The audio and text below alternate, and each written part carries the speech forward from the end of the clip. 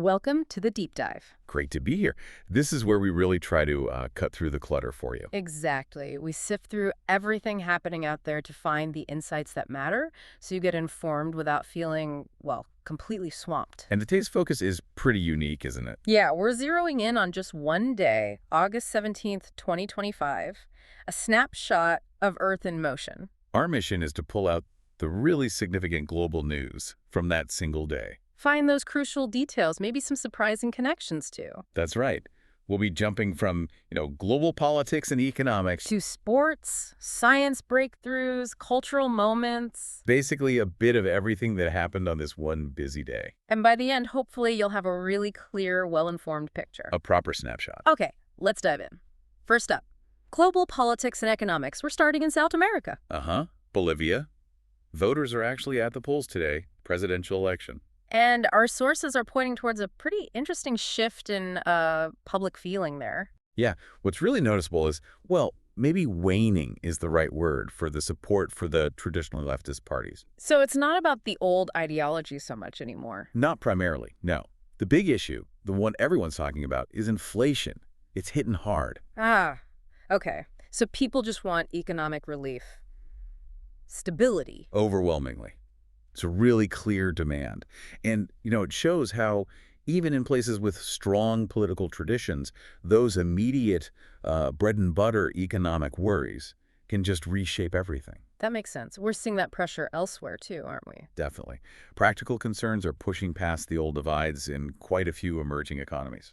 It really highlights how immediate money worries affect political choices. Absolutely. And speaking of economics influencing international stuff, let's shift to the U.S. and India. Right. Some movement there, or rather, a lack of movement. Yeah, planned trade talks for later this month, they've just been canceled. Which feels pretty significant. Especially with talk of new tariffs on Indian goods possibly coming. What's behind the cancellation? Well, it seems it's not just about the usual trade friction.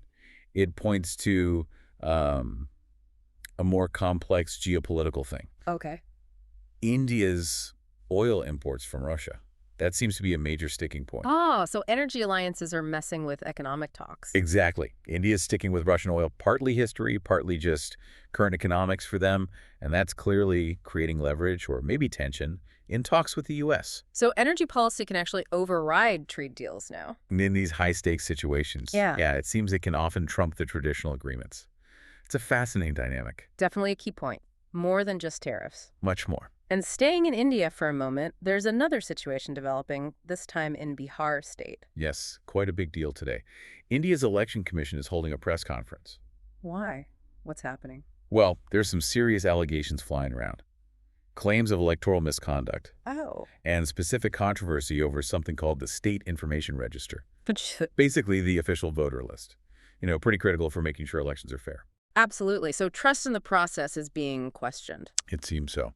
And on top of that, the separate vice presidential elections are also getting a lot of scrutiny. So a day focused on election integrity in India. Yeah, calls for transparency are definitely loud today. Okay, let's move regions. Middle East now. Israel. Something quite powerful happening there today. Yes, a nationwide strike. But this isn't about wages or conditions in the usual sense. What's driving it then? It's being led by the families of the hostages held in Gaza. Oh, wow. And their message is incredibly direct. They're demanding international pressure on Hamas. Yeah, And they want the war in Gaza suspended. They want their loved ones back. that's incredibly potent. Is the government responding? President Herzog actually addressed a crowd earlier today at Hostages Square. He pledged, the government's commitment to bringing the captives home. Still, a strike led by families. That speaks volumes. It really does. Intense public pressure, profound grief. It puts a human face on those geopolitical headlines, doesn't it? It absolutely does, that raw human element. Yeah. And, speaking of things massively impacting people's lives, travel chaos. Anyone trying to fly recently might know this one. Air Canada. Yep. Widespread flight cancellations. It sounds like a mess. It is. It's because of an ongoing flight attendant strike. Right. And it's not just a few flights. Thousands of passengers, not just in Canada, but internationally too, are affected. Just scrambling to rebook, reroute. Must be ruining summer plans for loads of people. Totally. It's a classic example of how these labor disputes can just, boom, ripple out and hit everyday life hard. Meanwhile, let's hop across the pond. Europe's still dealing with this heat wave, especially the UK. Yeah, it's been persistent, hasn't it? And it's more than just being uncomfortably hot. Right. There's a serious environmental risk that's getting worse. Exactly. The UK authorities have extended heat alerts again. And the danger. Wildfire warnings have really escalated. Temperatures are getting over 30 Celsius consistently. Wow. So like tinderbox conditions. Pretty much. Authorities are making urgent calls for people to be super cautious, just trying to prevent more fires from starting. It's a really stark reminder, isn't it? Climate patterns turning into immediate public safety threats. It really is. Yeah. Weather isn't just weather anymore. So while the UK is dealing with that intensity, something very different is happening tomorrow in Jaipur, India. A bit of glamour. Ah, yes. Miss Universe India 2025. That's the one. 48 contestants competing. 48, yes. Yeah. All vying for the crown in Jaipur. And the winner goes on to the international stage. Yep, she'll represent India at the main Miss Universe pageant in November.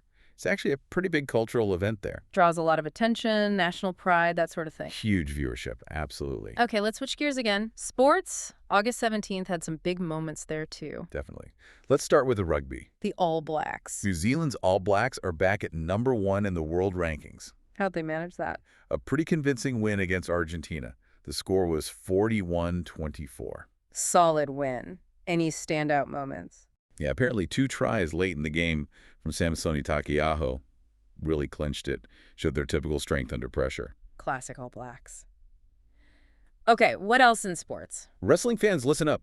A big youth competition just got underway. Oh, yeah. The 2025 U20 World Wrestling Championships. Yeah. It kicked off today in Samokov, Bulgaria. U20, so the top young talent. Exactly, bringing together the best young wrestlers from around the world, both freestyle, Holds anywhere. right, and Greco-Roman style. Upper body only. Yep. So lots of different skills on display. It runs for about a week through August 24th. Sounds like some intense competition there. For sure. All right, finally today, let's touch on some really groundbreaking tech and science news from just the past week, actually. Yeah, 2 caught our eye, both potentially huge. First, AI. OpenAI released GPT-5. GPT-5. Okay, is this just another update or something more? Well, early signs suggest it's a pretty significant leap. Things like better contextual understanding, more nuanced reasoning. So getting closer to AI that can really hold a conversation, understand subtleties.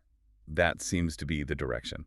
Which, of course, opens up a whole new set of questions about how it gets integrated, what it means for different jobs, different industries. Always the way with AI advances. And the second breakthrough, you said it was environmental. Yes, and this one sounds really promising. Researchers have developed a new technology. It uses sunlight Okay. to break down PFAS chemicals. PFAS, those are the forever chemicals, right? The ones that just don't degrade. Exactly. They're incredibly persistent and, frankly, harmful pollutants found pretty much everywhere. So a sunlight-activated way to break them down, that sounds like a massive deal for environmental cleanup. It really does. Could be a genuine milestone in remediation, giving us a new tool to tackle this pervasive problem. Wow. Okay, that's a hopeful note to end the core updates on. Definitely. It's kind of amazing, isn't it?